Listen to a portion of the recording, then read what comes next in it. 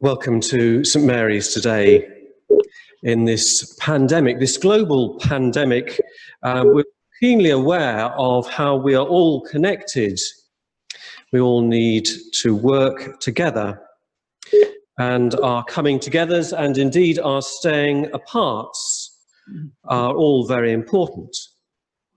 Welcome to St Mary's. Welcome to all those who are in the church today. Welcome to those who are joining us in Zoom, because you're all part of this service today. One World Week highlights that in the protection of our world and environment, in our health, in bringing peace and justice, we need one another. We depend upon one another. That's both a challenge, but also a really great joy. It's lovely to have people here representing many different parts of our community today, both those in person and those who will be offering to us some recorded contributions as well. Especially for those who are online, apologies if there's not completely smooth transitions between the technology, because I'm very much a novice at this. But as we begin our service today, we'll light our One World Week candle.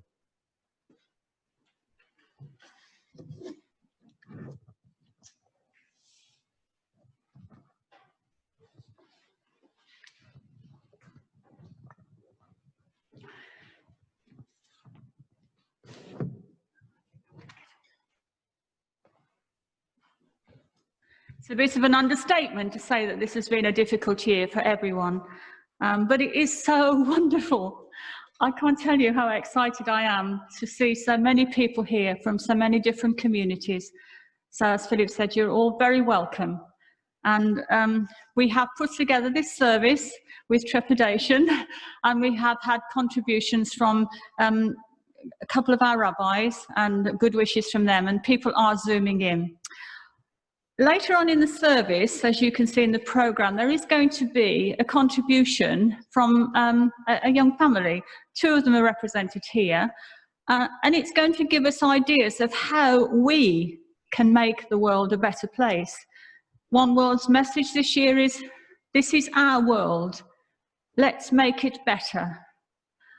And there are lots of ways that we can make it better. And we know that there are lots of needs throughout the country, throughout our borough, throughout our neighbourhood.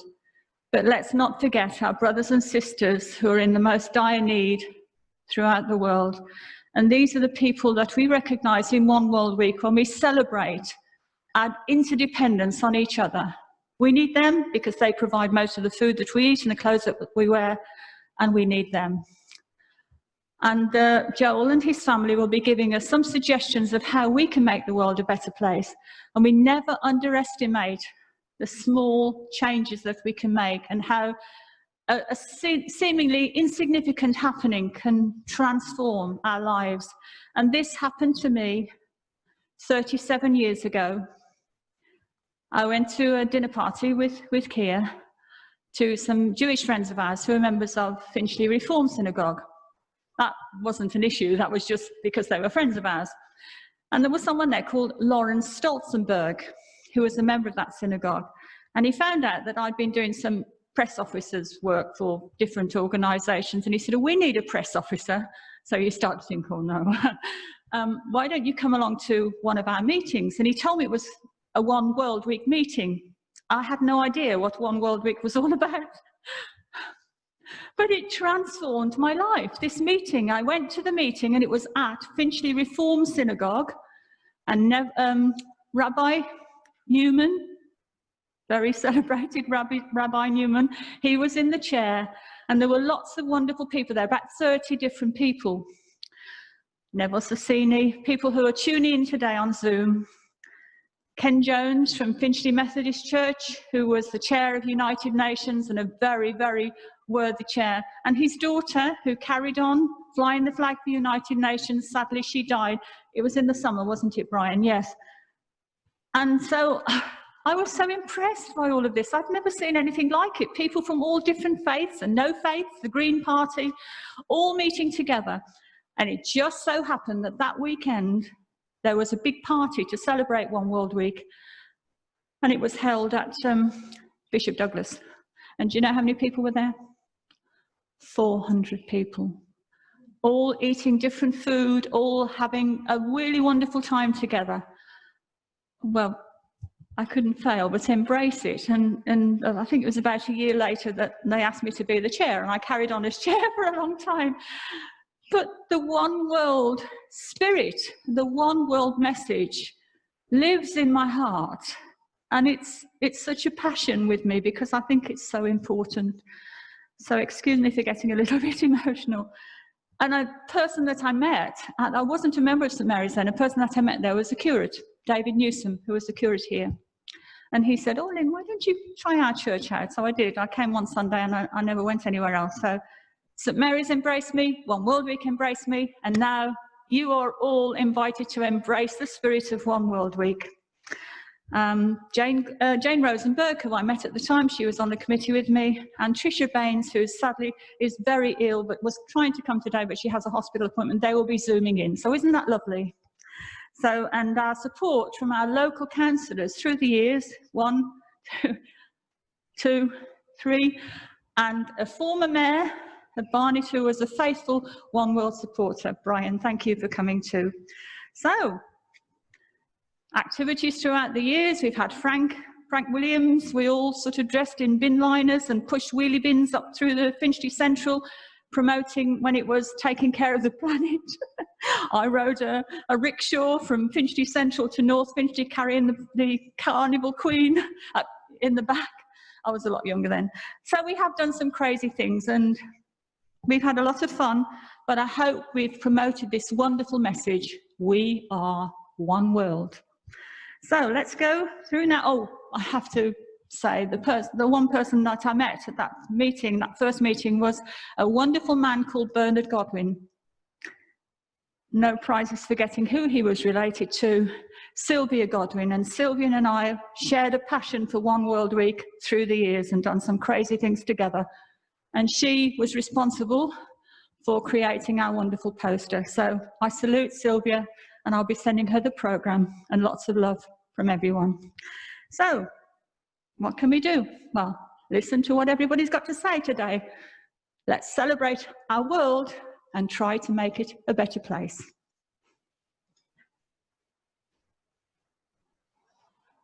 The programme will run without any introduction.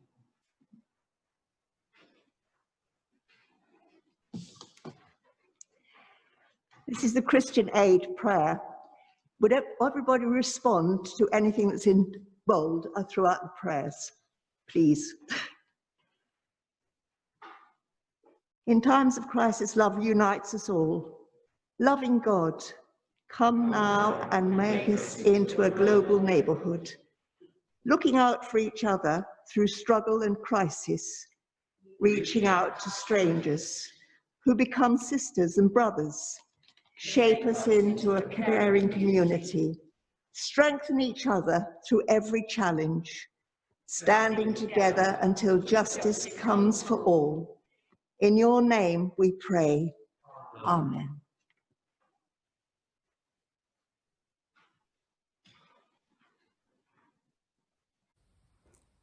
What could we have needed to show us that we are, in fact, the most connected world we've ever been, than the grief and sadness of a pandemic that leaves no people, no race, no culture untouched?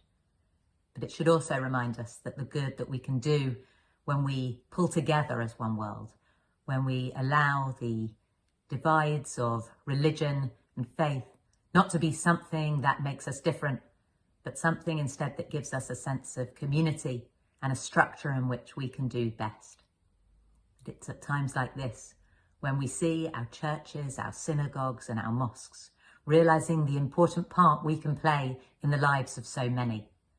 We can truly feed the hungry, that we can alleviate loneliness, and that we can find all sorts of creative ways of being able to feel connection, feel community, feel a sense of togetherness, even at these dark times.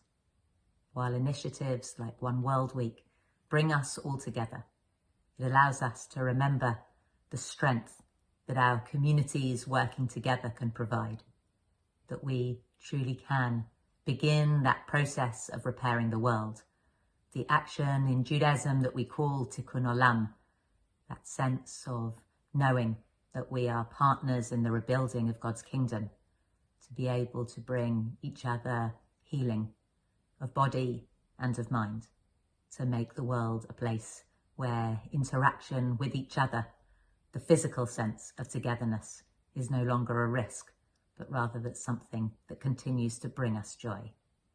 Wishing you a happy and healthy year ahead, strength during this time of lockdown, and hope that as we emerge in the spring in a better way, that we do so with an understanding of what our communities can do for each other when we work together.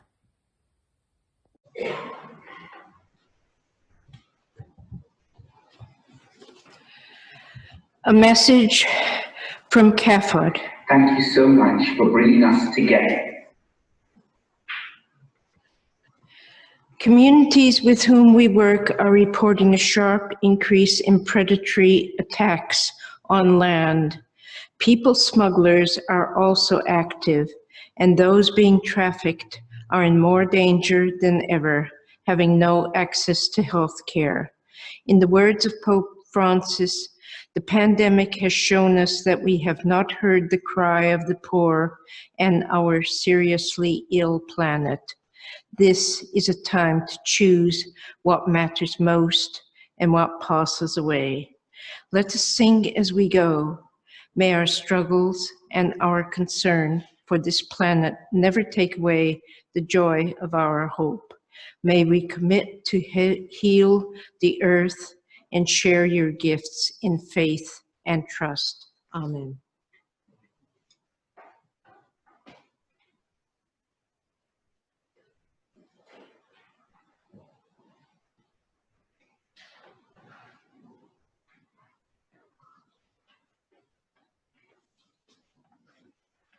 My dad and I wanted to make a small video about the Green Christians Code for One World Week, to show how we can make a difference. We were going to make a normal recording, but we got carried away and instead made a stop-motion film. We hope you enjoy.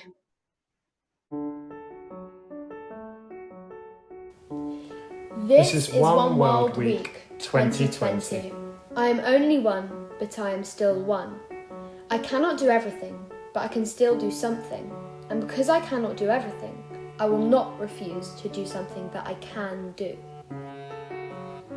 We can change the world by honouring the Green Christians Code, 9 ways of living gently on the earth.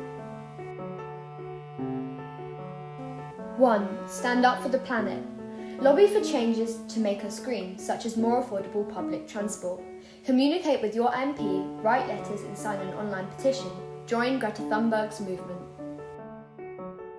2. Get connected. Join local nature groups, go on litter picking rambles, support cycling routes and footpaths, and donate to local food banks. 3. Be creative. Reinvent second-hand goods from charity shops. Improvise, make things for the home. Reduce waste, use less plastic and choose cleaning products with no harmful chemicals. 4 is for use your loaf. L is for locally produced, O is for organically grown, A is for animal friendly, and F is for fairly traded. To do this, support local shops and try to buy British fruit and veg in season. Grow some of your own food and cultivate plants that insects, bees and birds love. 5. Travel light. Walk, cycle, take the bus, tram or train. Use local shops. Organise a lift share scheme for your church. 6. Explore this island. Get in touch with the seasons, seek out local adventures, and enjoy the journey and limit your driving. 7. Reconnect with nature. Get wet, dig the earth, grow herbs on your windowsill. Discovered wildflowers, bees, butterflies, fish, birds and rocks. Support the WWF in protecting endangered animals. 8. Go fossil free and reduce use. Change your energy provider to an eco-friendly source. Campaign for a university or church to disinvest in fossil fuels. And use a hot water bottle or an extra blanket instead of heating the whole house at night. 9. Finally, honour Gandhi's advice and Live simply so that others may simply live.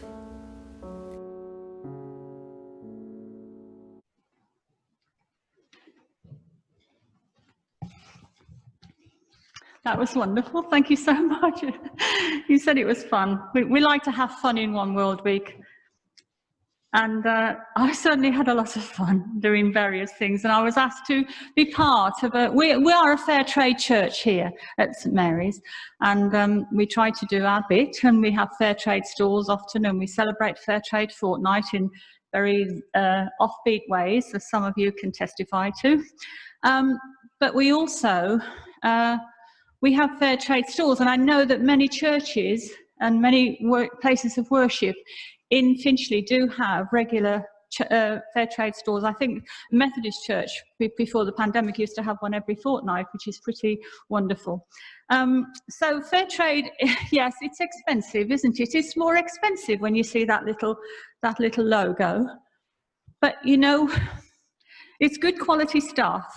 But paying extra for fair trade products, it provides a premium. It's not just giving a fair price to the growers and those who sell the products.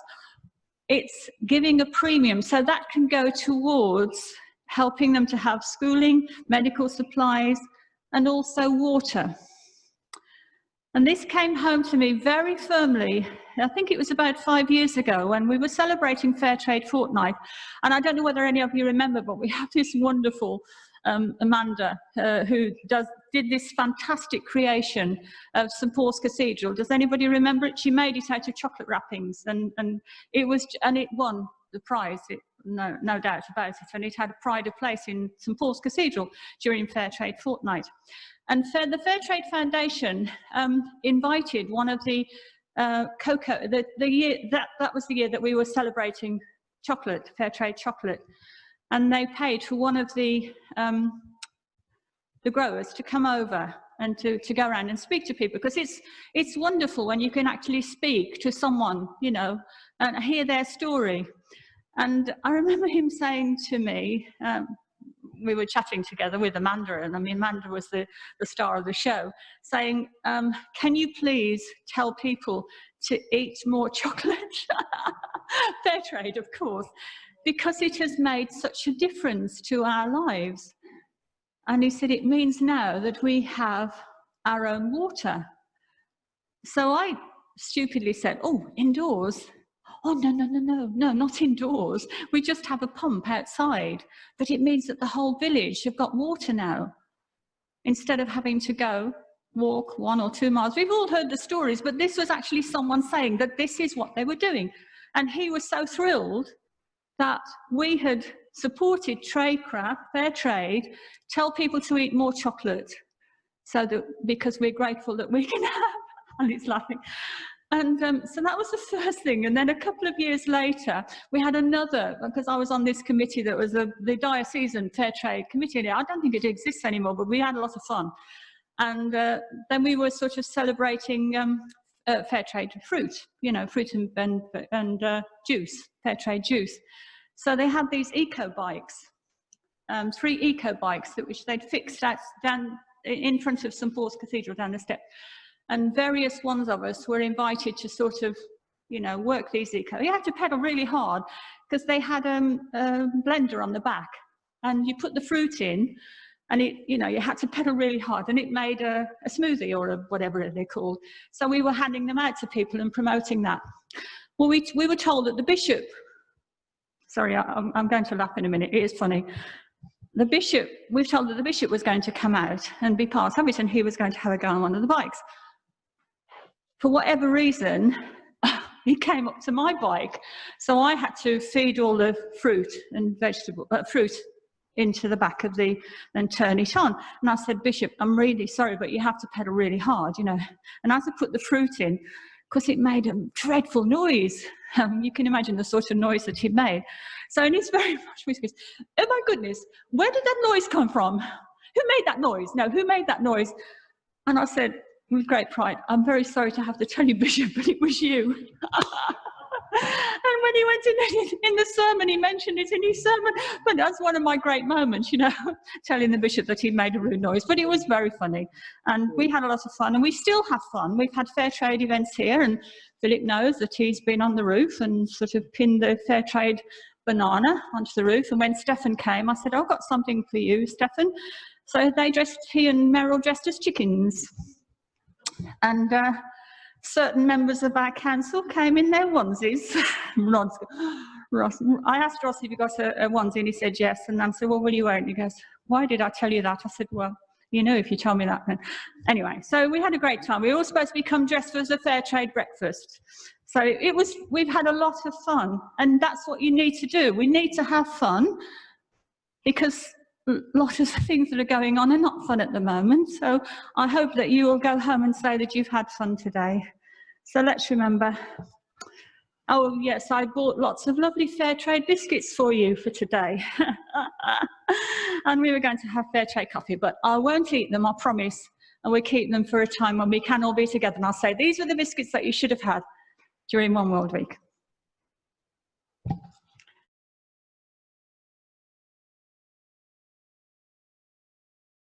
Change our hearts that we might love your people. Change our minds that we might know your truth. Change our lives that we might live for you. Take our hands that we might freely give. Take our time that we might freely serve. Take our skills that we might bless those around us. Be our strength that we might not give up. Be our guide, that we might know the way.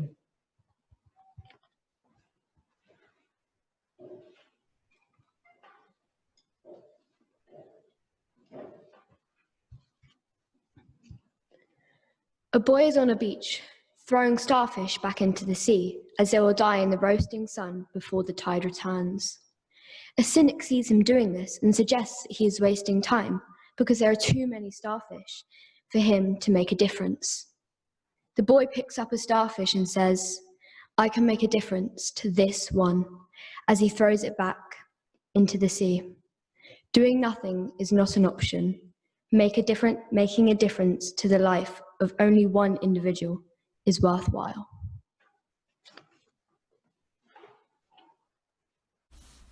Thank you so much for bringing us together for One World Week and for welcoming us across our different faiths and our different communities to be with one another. And only together can we create a world which has kindness and is sustainable for the future. During this difficult period of COVID, we've seen two different phenomena. One, and the most important, is the pulling together of society in more chesed, that's loving kindness and care and neighbourliness, than I've experienced ever in my life. On the other hand, there's the danger that we might fragment and divide and become argumentative. And so it's so important to draw us together as you are now. And then One World Week talks about a sustainable future for a better world. And it's only if we work together, in the words of the Jewish prayers, Lasot Aguda Achat, to create just one band, one fellowship, that we can make a world which will be safe for our children. I'm aware, and my community has participated in the remarkable planting of snowdrops. I love snowdrops. My wife collects different varieties of them even. But what I think they do is, in the darkest days, snowdrops can form a path of light, a guidelines at twilight and in the evening of where to walk, not just through the garden, but perhaps of our route into our better future. Thank you for this planting of bringing us together. Unmasking is a little bit like unmuting, isn't it? It takes a moment or two. Thank you for asking me to say a little bit about the planting of snowdrops, how it came about in Barnet, what it symbolises, and why we'd normally be planting them together before setting off walking. In the language of flowers, the snowdrop can have many meanings. Because of their white colour, they represent purity and innocence, but also consolation or sympathy, and to the Victorians, even death. And because they are the first to bloom at the end of the winter, hope and rebirth.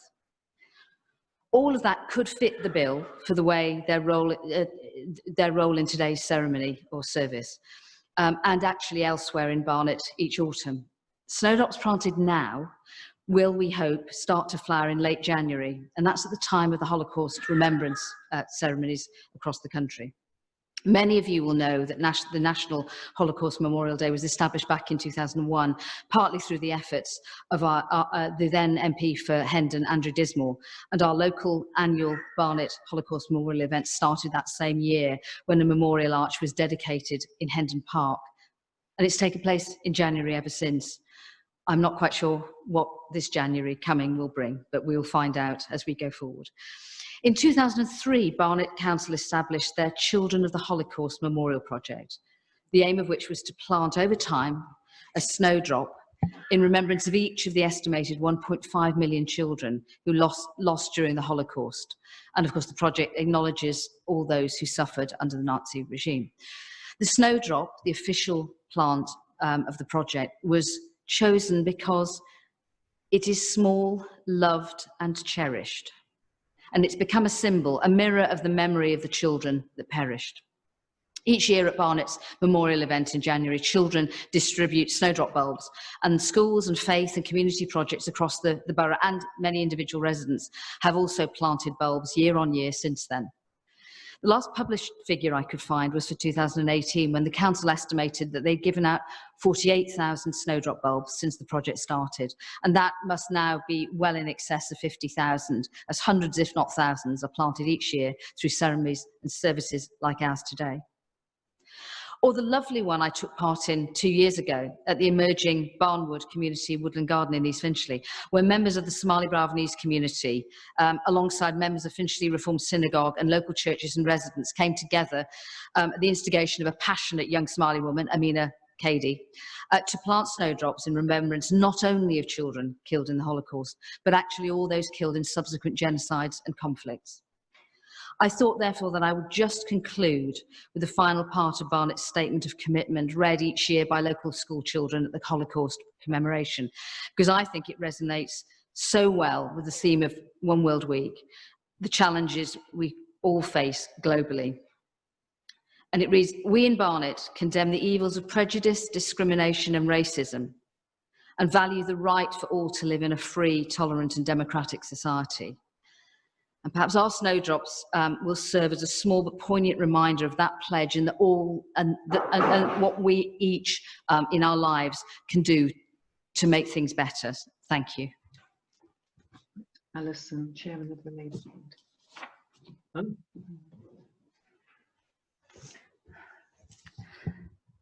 Thank you, Ali. That's so beautiful. Ali has been such a great supporter of One World Week, and we've got you planting some snowdrops.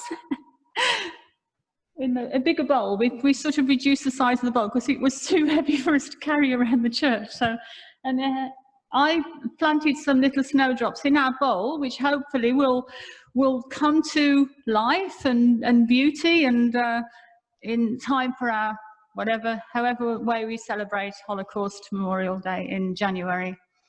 But we do plant them, and we have been planting them in our churchyard in different spots, because they do better in some spots than others, a bit temperamental. Thanks to Helen and Julie, we've been doing this for the past 11 years. 10 years. And if you look outside, when you leave, just look, there's a rose that's sort of growing, and it's in flower at the moment, and it's growing up the side of the tomb. And that rose was planted by our late and much loved MP, Dr. Rudy Viss, who was the MP for Finchley at that time. And he was a very great supporter as well. He used to say, I'm not a churchgoer, I'm not a worshipper. He'd sit at the back. But I remember one time when the minister at the Baptist church got him up dancing, and I never let Rudy forget that. I have a way of persuading people sometimes to do things, silly things, but there you go. That was wonderful, Ali. So we are going to be planting some snowdrops today. Helen, I don't know where Helen is, but she's dug out the hole. So at the end of the service, if you would like to come and get a tiny little snowdrop, they are tiny, but they're so significant. And Helen will show you where to plant it. But these ones have been planted, and you can see them just still popping up so that you can see I have done it. And there's a little plaque there that Helen has made to say that the snowdrops are planted in memory of the children who died in the Holocaust. One day, when we've gone on the walk, we used to plant them and then go on the walk around the 7 different places of, or 6 after we'd been to this one, 6 different places of worship. And Helen was staying behind, and she was planting some under the notice board. And a lady went past and she goes, "Oh, what are you doing?" So she said, I'm planting these snowdrops. We do it every year for children who died in the Holocaust.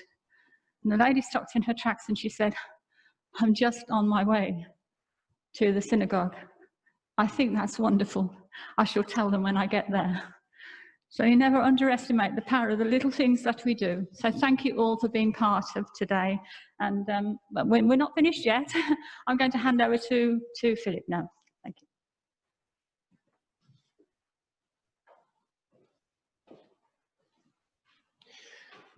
I think we've got a couple of people who have got some other contributions to our service this morning, so or this afternoon. So, who? Yes, has anyone got anything they'd like to contribute? Yes, great.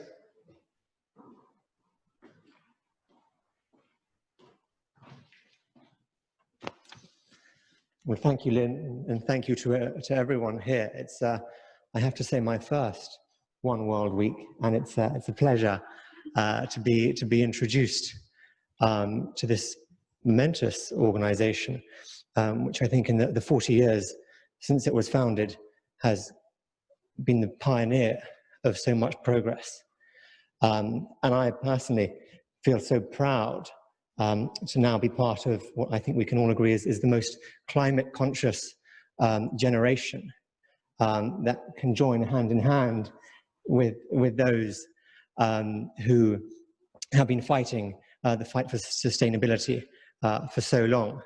And whilst for those who don't know, I am a member of Barnet Council, Roberta Whedon-Sands, the youngest member, I sometimes feel like I'm still on a one-man campaign, whether it's lobbying for more trees to be planted or trying to get our developers to have Swift boxes in their developments and imposing that as a condition when we discuss things at committee. I think the progress we've made over the last 40 years is truly remarkable. But one area I think there's still much more work to be done is to become the inclusive, loving and interdependent society that we all want to be part of. We're more prosperous, more connected and more informed than we ever have been. And yet, wherever one looks around the world, there seems to be anger, hatred, violence, and conflict.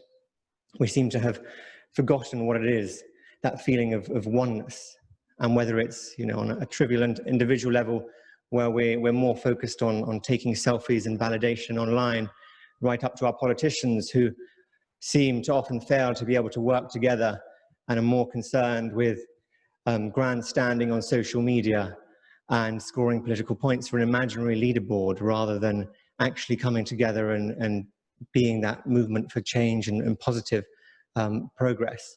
I think that one of the wonderful things that has been hinted at today and that we've seen from the pandemic over the last few months is seeing that there is actually hope amongst all that despair, where people from all communities have come together to help one another, not for any validation or for any public benefit, as we learn from the Gospel of Matthew, chapter 6, where we're told the errors of ostentatiously doing things for public validation. We seem to be returning, or at least it's reawoken in many, a desire to do good for the sake of doing good. And I think it's there that we see that chance of achieving Ubuntu, that value of One World Week. And so I personally am very hopeful and look forward to working together with everyone that's here today and around the borough to making a better world, remembering always that I am because you are.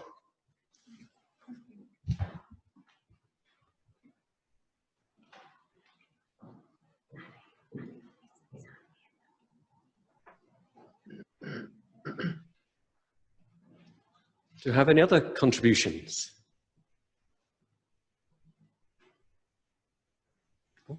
Thank you very much.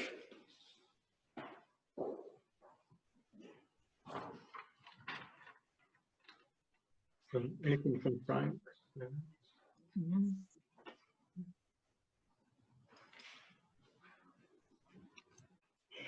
This is our closing prayer. We are called from the ends of the earth.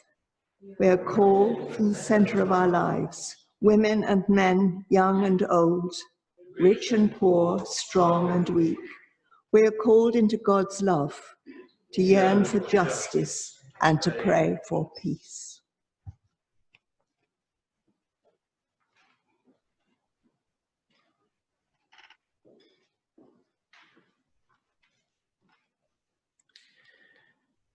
As we prepare to leave and embrace the challenges of our lives and our world, let us ask for God's blessing.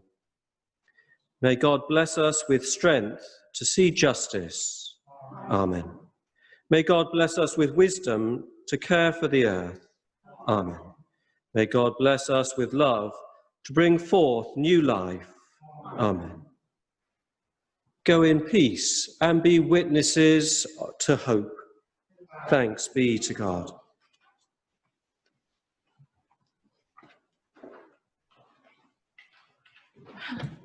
I said 40 minutes and hey presto, we've finished in 40 minutes, so that's good. But we haven't quite finished yet because we're going to invite you to do something. Obviously, you have to, what should we ask people to do, Philip? Go like you usually do so if you go out one way, go up and round and then come down. And I'd like you to take a snowdrop, but also when we have One World Week, we take a candle of hope. It was an idea from Sylvia Godwin. And we used to take it to the 7 places of worship. We have ours here at St. Mary's. And so we have 9 more candles. So can we see how many churches we have represented here? And hope that 1, 2, 3, 4, 5. 5, is that right? 5? So if you would like to come and get yours, and then if anybody would like to take one for their community, Ali, perhaps you'd like to take one, you know, then we have 4 more left, is that right? Is my maths okay? I'm sure we could give you the St. Mary's one and we could get another one. So if we could do that. But the other thing I'd like you to do is Helen. I can't see Helen.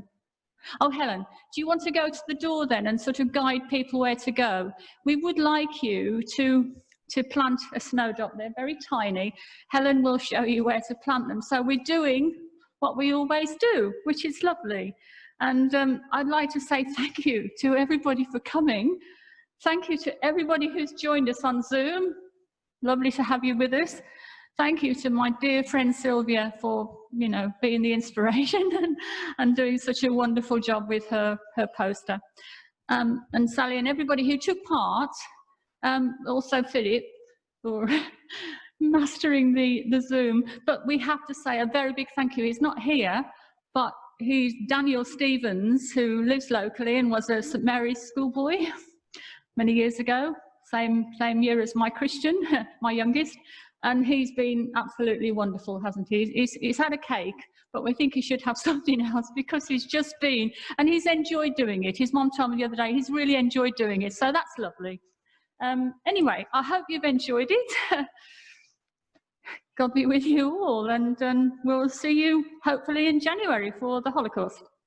Then can we have the people coming from the churches first, if they, for the candles? Yes, the people. Yeah, that's right. Yes, the people who are representing the churches. If you come first, take your candle for your church, and also take. I'll hold the snowdrop. Sally will stand near the candles. Make sure you don't take 2. But a big thank you and lots of love to everybody.